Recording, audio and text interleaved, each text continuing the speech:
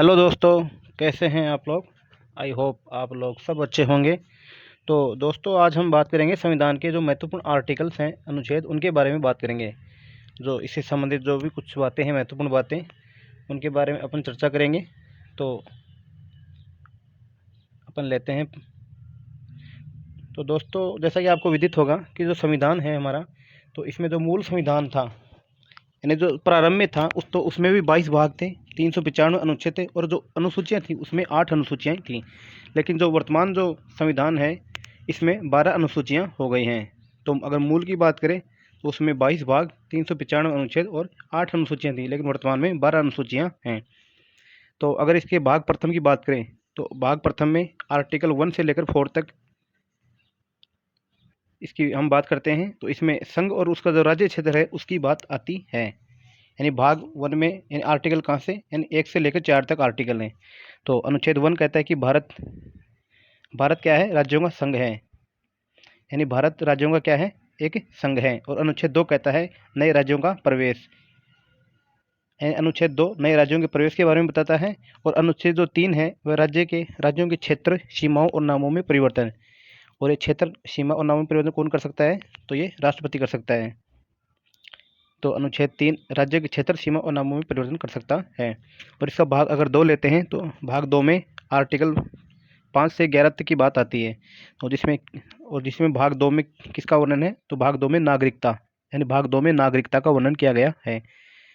तो इसकी अगर ट्रिक भी अगर आप देखना चाहें तो नाग पंचमी, ना से मतलब नागरिकता, और पंचमी पंचमी नागरिकता ने नाग से नागरिकता हो गई, और पंचमी यानी 5 से 11 तक अनुच्छेद हो गए।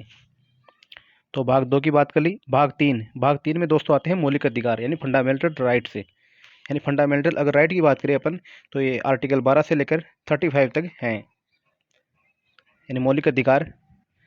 और मौलिक अधिकारों में बात करें तो जैसे समानता का अधिकार है, ये आर्टिकल 14 से लेकर 18 तक आता है। स्वतंत्रता का अधिकार है, ये 19 से लेकर 22 तक आता है। और जो शोषण का विरुद्ध अधिकार है, तीसरा अधिकार, ये अनुच्छेद 23 और 24 है। और धार्मिक स्वतंत्रता का जो अधिकार है वो 25 से लेकर 28 तक आता है। और संस्कृति और शिक्षा संबंधी जो अधिकार है वह 29, 30। और संवैधानिक उपचारों का अधिकार है वो अनुच्छेद 32, जिसे डॉक्टर भीमराव अम्बेडकर जो है उन्होंने संविधान की आत्मा कहा है। और जो दोस्तों जो ये आर्टिकल 31 है, इसको पहले इसमें संपत्ति का अधिकार था, जिसे 44वें संविधान संशोधन 1978 के द्वारा इसको कानूनी अधिकार बना दिया गया है। और 300 ए, या जिसे 300 क कहते हैं, उसमें यह एक विधिक या कानूनी अधिकार बना दिया गया है। यानी जो मौलिक अधिकारों की सूची थी, इसको क्या कर दिया गया है, हटा दिया गया है। तो वर्तमान में कितने मौलिक अधिकार हैं, तो वर्तमान में 6 मौलिक अधिकार हैं। और मूल संविधान में कितने थे, तो मूल संविधान में 7 मौलिक अधिकार थे, लेकिन वर्तमान की बात करें तो वर्तमान में 6 मौलिक अधिकार है।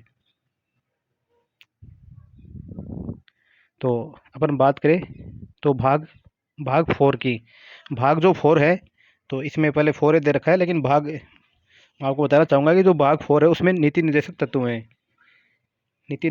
तत्व हैं। और उनका जो उल्लेख है वह आर्टिकल 36 से लेकर 51 तक कर रखा है। और भाग 36 से 51 तक कर रखा है। और वो भाग जो 4A है, यानी भाग 4A जोड़ा है इसमें। भाग 4A में भी कौन सा, 51A, जिसमें मौलिक कर्तव्यों की बात कही गई है। यानी दोस्तों, जैसा कि मैं बताना चाहूँगा कि जो अपना मूल संविधान था, तो उसमें मौलिक कर्तव्य नहीं थे, लेकिन इनको जो मौलिक कर्तव्य हैं, इनको स्वर्ण सिंह समिति की सिफारिश पर वर्ष 1967 में, यानी 42वें कॉन्स्टिट्यूशन अमेंडमेंट के द्वारा इनको क्या किया गया है, संविधान में ऐड किया गया है। और यानी जो ऐड किया गया है, तो इनको 42वें संविधान संशोधन के द्वारा, यानी 10 मौलिक कर्तव्य है जो बताए गए थे। लेकिन जो 11वां जो मौलिक कर्तव्य है वह 86वां संविधान संशोधन हुआ था 2002 में। यानी जो बच्चों की शिक्षा के लिए हुआ था, 6 से 14 वर्ष के बच्चों को शिक्षा देने के लिए, यानी 1 से 8 तक की जो शिक्षा है उनको देने के लिए यह संविधान संशोधन हुआ था। तो वर्तमान में अगर मौलिक कर्तव्य पूछे तो वर्तमान में मौलिक कर्तव्य हैं 11। यानी 11वां मौलिक कर्तव्य 86वें संविधान संशोधन 2002 के द्वारा जोड़ा गया था। और अगर मौलिक अधिकारों में बात करें तो वो 21A में भी वही अधिकार दिया गया है, शिक्षा का अधिकार। तो इसको हम ऐसे देख सकते हैं। भाग 4 तक हो गया था अपना। अब लेते हैं भाग 5। तो दोस्तों भाग 5 में जो केंद्र की जो संसद है उससे संबंधित है। यानी भाग 5 यानी 52 से लेकर 151 तक, 52 से 151 तक क्या है, केंद्र के बारे में बताया गया है। और भाग 6 यानी 152 से 237 तक जो आर्टिकल हैं उनमें राज्य के प्रशासन के बारे में बताया गया है। तो भाग 5 की बात करें तो भाग 5 यानी अनुच्छेद जो 52 है उसमें है राष्ट्रपति पद है। यानी अनुच्छेद 52 में क्या लिखा है कि भारत के लिए क्या होगा, एक राष्ट्रपति का पद होगा। और 53 में शक्ति और कार्य दिए गए हैं। और अनुच्छेद 54 जो 54 है उसमें राष्ट्रपति का निर्वाचन क्षेत्र बताया गया है कि इसमें कौन कौन से भाग ले सकते हैं।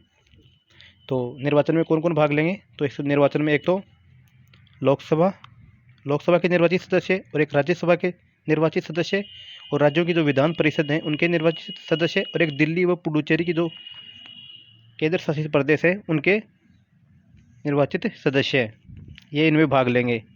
किसमें, राष्ट्रपति के निर्वाचन में। और अनुच्छेद जो 61 है यानी 61 इसमें महाभियोग की प्रक्रिया का क्या है, उल्लेख है। और अनुच्छेद 72 इसमें क्षमादान की प्रक्रिया का उल्लेख है। और अनुच्छेद 123 इसमें अध्यादेश यानी राष्ट्रपति क्या करता है, अध्यादेश जारी करता है, अध्यादेश जारी करता है। और अनुच्छेद 143 में 143 जो है वह क्या लेता है, सुप्रीम कोर्ट से सलाह लेता है, यानी सुप्रीम कोर्ट से सलाह लेता है। और लेकिन सलाह लेता है, लेकिन सलाह मानने के लिए वो बाध्य नहीं है, क्या, राष्ट्रपति सलाह मानने के लिए बाध्य नहीं है। और भाग 6 की बात करें तो 152 से आर्टिकल 237 तक इसका वर्णन किया जाता है, जिसमें 153 में राज्यपाल पद के बारे में बताया गया है। और 154 में इसके राज्यपाल की जो शक्ति और जो कार्यपालिका शक्ति हैं ये किस में, राज्यपाल में निहित होंगी, ये बताया गया है। और अनुच्छेद 155 है इसके निर्वाचन क्षेत्र के बारे में बताया गया है। तो अगर दोस्तों यहाँ बात करें कि जो राष्ट्रपति होता है वो 123 है, यानी कि 123 के तहत अध्यादेश जारी करता है। और जो राज्यपाल होता है वो 123 वो 213 के तहत वो जारी करता है। यानी राष्ट्रपति की बात करें तो राष्ट्रपति आएगा 123 से अध्यादेश जारी करता है। और जो राज्यपाल है वो 213 के तहत अध्यादेश जारी करता है। और जो राष्ट्रपति की जो शपथ है, राष्ट्रपति की शपथ है, यानी राष्ट्रपति की जो 200 शपथ है यानी राष्ट्रपति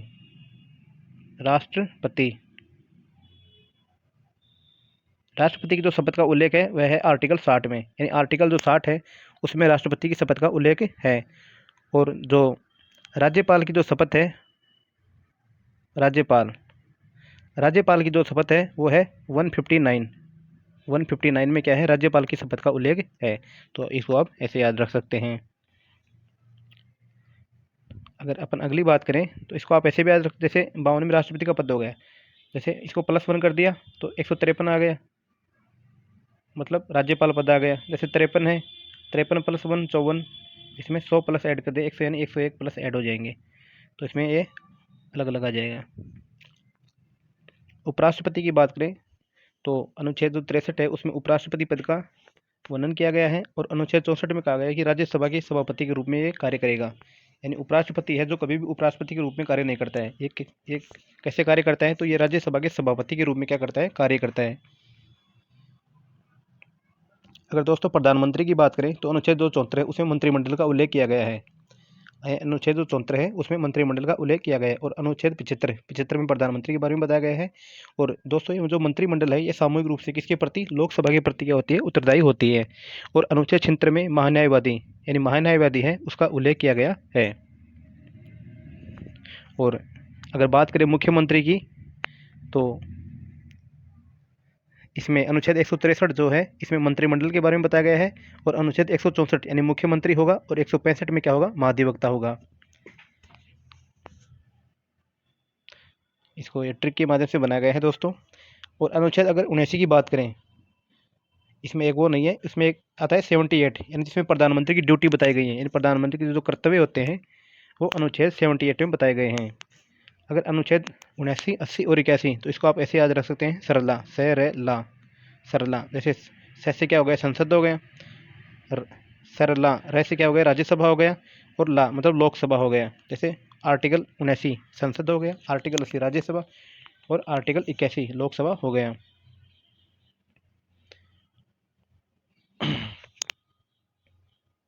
और इसमें आप अनुच्छेद 168 जो है उसमें विधानमंडल का उल्लेख है। और अनुच्छेद 170 है उसमें विधानसभा का उल्लेख है, और अनुच्छेद 175 जो है उसमें किसका, विधान परिषद का उल्लेख है।